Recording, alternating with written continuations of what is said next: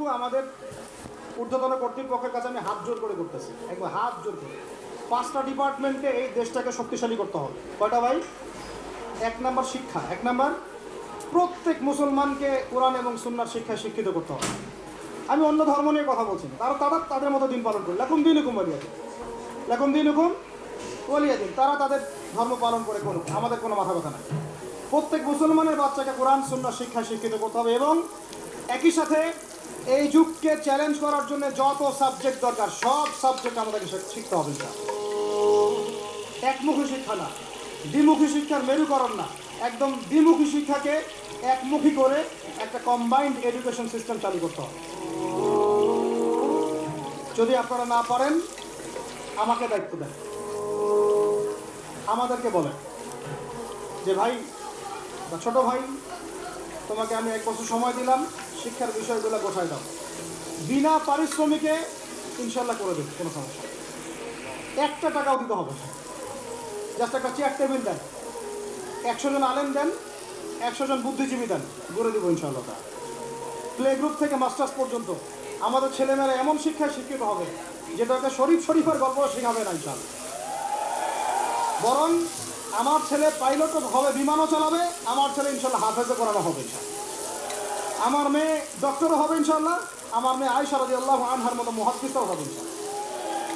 আমাদের এক ভাই সে রাজনীতিবিদও হবে ইনশাল্লাহ, জুমার খুতবাও দিতে পারবে ইনশাল্লাহ।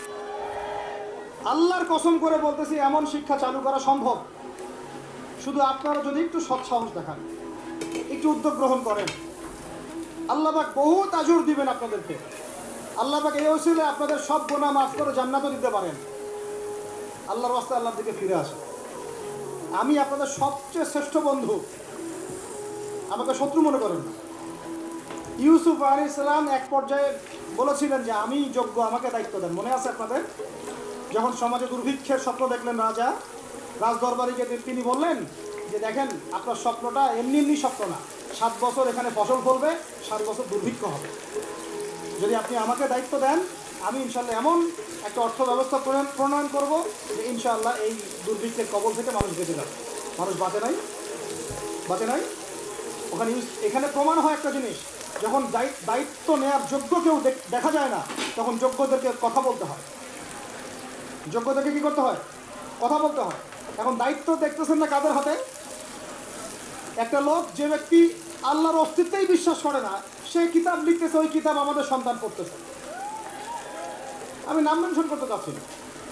কিছু মানুষ যারা আল্লাহর অস্তিত্বেই বিশ্বাস করে না, তারা মনে করে মহাবিশ্ব সৃষ্টি হয়েছে বিগ ব্যাং থেকে, আল্লাহ সৃষ্টি করে নাই। ও ডিপার্টমেন্ট অফ হেড হয়ে বসে আছে ওখানে। আজকে ট্রান্সজেন্ডার ইস্যু আসতে জন্য আপনারা নড়ে চড়ে বসতেছেন না। শিক্ষার যে দশা চলতেছে, আমরা ভয় করি যে আজকে থেকে 10 বছর যদি এমনভাবে চলতে থাকে, আল্লাহ মাফ করুক, আমার আশঙ্কা একটা প্রজন্ম গড়ে উঠবে, জীবনে বাপকে তো সালাম দিবেই না, সালাম কেমন করে শুদ্ধ করে দিতে হয় সেটাও শিখবে না কখনো। ওই দিক যদি আপনারা দেখতে না চান, এখনই ব্যবস্থা গ্রহণ করেন। আমাদের কাছে ব্যবস্থা গ্রহণ করার কোনো ক্ষমতা নাই, ক্ষমতা আপনাদের হাতে আছে। আপনারা যদি এই ক্ষমতাকে আল্লাহর দিকে, আল্লাহর সন্তুষ্টির জন্য ব্যবহার করেন, আল্লাহ আপনাদেরকে আরও বড় করবে ইনশাল্লাহ। যদি আল্লাহর জন্য এটা আপনার আল্লাহর জন্য ব্যবহার না করেন, এগুলোকে প্রশ্রয় দিতে থাকেন, বিশ্বাস করেন ভাই, ফেরাউন টিকতে পারে নাই, নমরুদ টিকতে পারে নাই, আদ জাতি টিকতে পারে নাই, সামুদ টিকতে পারে নাই, নুহের কওম টিকতে পারে নাই, কমে লুত টিকতে পারে নাই, কমে মাদিয়ান টিকতে পারে নাই, আসহাবুল আইকা টিকতে পারে নাই, মুসার কওম বানু ইসরাইল টিকতে পারে নাই। আমরা কোন ক্ষেত্রে মূলা? আমরা কোত্থেকে আসলাম? আমরা এগুলো চালায় যাবো, আল্লাহ পাক আমাদেরকে একদম জান্নাতুল ফেরদৌস দিবেন এমনটা মনে করছেন? হাদিস কত চমৎকার, কত সুন্দর হাদিস। লাউ ইয়াহদি আল্লাহু বিকা রাজুলান ওয়াহিদান খায়রুল লাকা মিন হুমুরিন নাম। তোমার দ্বারা যদি একটা মানুষও আল্লাহর দিকে ফিরে আসে, আল্লাহওয়ালা হয়ে যায়, লাল উট কুরবানি করার চেয়ে বেশি নেকির কাজ। তোমার একটা দাওয়াতে যদি মানুষ আল্লাহর দিনের দিকে ফিরে আসে, ওই আমলকারী সব নেকি তুমি পাবা। যদি একজন সৎ নেতা দাঁড়ায় যায়, বলে যে আমরা প্রাইমারি লেভেলে ক্লাস 1 থেকে 5 পর্যন্ত যে সময়টুকু এই সময়টুকুর মধ্যে আমাদের বাচ্চাদেরকে কোরআন তেলাওয়াত করা বাধ্যতামূলক করে দিলাম, সিলেবাস মুক্ত করে দিলাম, ওই নেতার উপর আল্লাহ রহম করবে ইনশাআল্লাহ। সেই নেতা কোথায়, কে আছে সে সাহসী নেতা? আমি আপনাদেরকে বলি যারা রাজনীতি করেন, কারণ আমার সাথে আপনাদের কোনো শত্রুতা নাই, আর আমি আপনার শত্রুও না, বরং বন্ধু। আপনারা যারা রাজনীতি করেন, এমন একটা নেতা খালি বের করে দেন, এমন একটা নেতা হয়ে যান খালি ওমরের মতো। আল্লাহ পাক তৌফিক দান করেন আপনাদেরকে, যে আপনারা যদি কোরআন শিক্ষাটাকে বাধ্যতামূলক করে দেন, নবীর হাদিস শিক্ষাগুলোকে বাধ্যতামূলক করে দেন, সিরাত নবীর জীবনী চর্চাগুলোকে বাধ্যতামূলক করেন উচ্চ মাধ্যমিক লেভেলে, দেখবেন এই ছেলেপেলেগুলো আর ওই ইয়াবাখর হবে না ইনশাআল্লাহ। এরা ওই টিকটক, ফেসবুক আর ইয়াবি, পাবজি, ফ্রি ফায়ার নিয়ে পড়ে থাকবে না। এরা কিশোর গ্যাংয়ে যোগ দিবে না, এরা জেনা করবে না ইনশাআল্লাহ। এগুলো আপনি ঠেকাতে পারবেন না তো, জেনা ঠেকাতে পারবেন না এখন আপনি। এরা ফ্রি মিক্সিংয়ে চলে গেছে, সবার ফোনে ফোনে পয়েন্ট দেখতেছে। ওরা বাচ্চাদেরকে ধরে ধরে রেপ করতেছে। এখন ছেলে মেয়ের আদমশুমারি যদি করতে পারেন, একটা কুমারিত্ব শুমারি করে দেখেন, 18 বছরের কম কত মেয়ের সতীত্ব নাই, 21 বছরের কম কত ছেলের সতীত্ব নাই, আপনি টেস্ট করে দেখতে পারবেন। এই হলো সমাজের অবস্থা। এখন চলতেছে সমকামিতা। সমকামিতা, আল্লাহর লুতের গজব নেমে আসবে, লুত আলাইহিস সালামের কওমের গজব নেমে আসতে পারে। আল্লাহ হেফাজত করেন আমাদেরকে। সমকামিতা বৈধ করে গিলিয়ে খাওয়ার জন্য ট্রান্সজেন্ডার চালু করতেছে এরা। ছেলে বাড়ির থেকে ছেলে, মনে মনে মেয়ে, মনটা চায় ছেলের সাথে যৌন সম্পর্ক করতে, নাউযুবিল্লাহ, অথচ বাইরে থেকে একটা ছেলে। সমস্যাটা মানসিক না?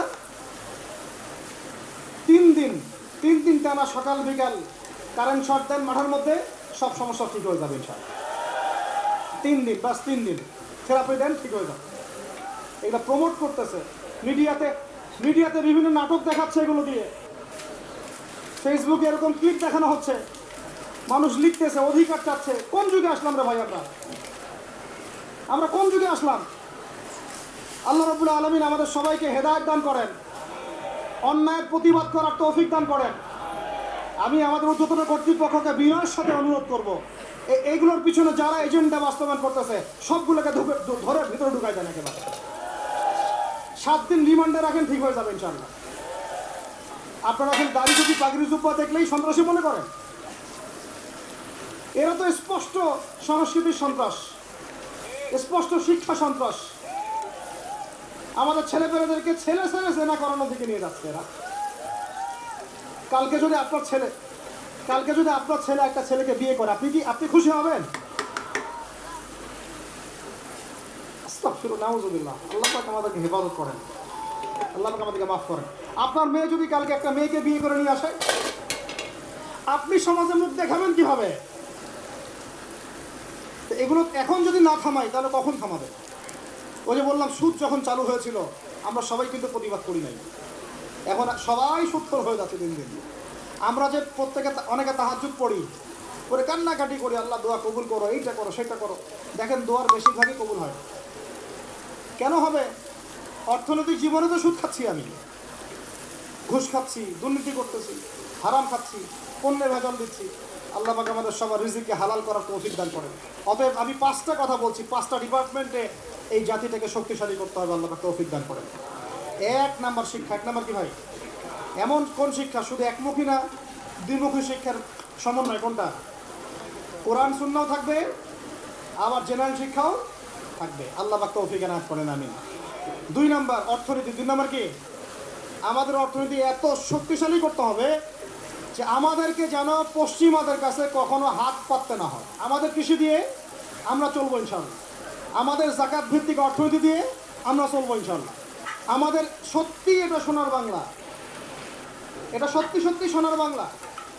আমাদের জমিতে এমন কোনো ফসল নাই ফলে না, তাই না ভাই? কৃষকের কাছে যে ফসলটা ফলে রুট লেভেল থেকে, ওইটা বাজারে আসতে আসতে 10 গুণ দাম বৃদ্ধি হয়ে যায়, সিন্ডিকেট হয় মাঝখানে। এগুলো বন্ধ করলে আমাদের উৎপাদন খেয়ে আমরা শেষ করতে পারবো না। আমাদের যে পরিমাণ ইলিশ মাছ হয়, এটা আমরা খেয়ে শেষ করতে পারবো না। আমাদের সমুদ্রে যে পরিমাণ সম্পদ আছে না, এটা উঠাইলে আমাদের জাতির মাথা পিছু আরও বেড়ে যাবে। মাটির তলে গ্যাস আছে, আর যেখানে গ্যাস আছে তার মানে কি জানেন? তার মানে তার নিচে তেল আছে। আজ হোক আর কাল হোক তেল পাওয়া যাবে, আর তেল পাওয়া গেলেই দেখবেন আমেরিকা এসে আঁকড়া কাটছে। ওদের কাজই এটা। তখন বলবে যে তখন যেই সরকারের থাকুক বলবে সরকার ভালো না, ওখানে গণতন্ত্র কায়েম করতে হবে, আমাদেরকে যেতে হবে। উদ্দেশ্য কিন্তু সরকার না, উদ্দেশ্য কি? তেল। এটাই তেল চোর, সারা বিশ্বের তেল চোরেরা। আর এই তেল নিয়ে নিয়ে নিয়ে নিয়ে কী করেছে জানেন না আপনারা? এগুলো বলতে গেলে অনেক কথা। নিজের দেশের নিচে বাংকার তৈরি করছে। এই বাংকারে কত গ্যালন গ্যালন তেল যে রিজার্ভ করা আছে আপনি জানেন না।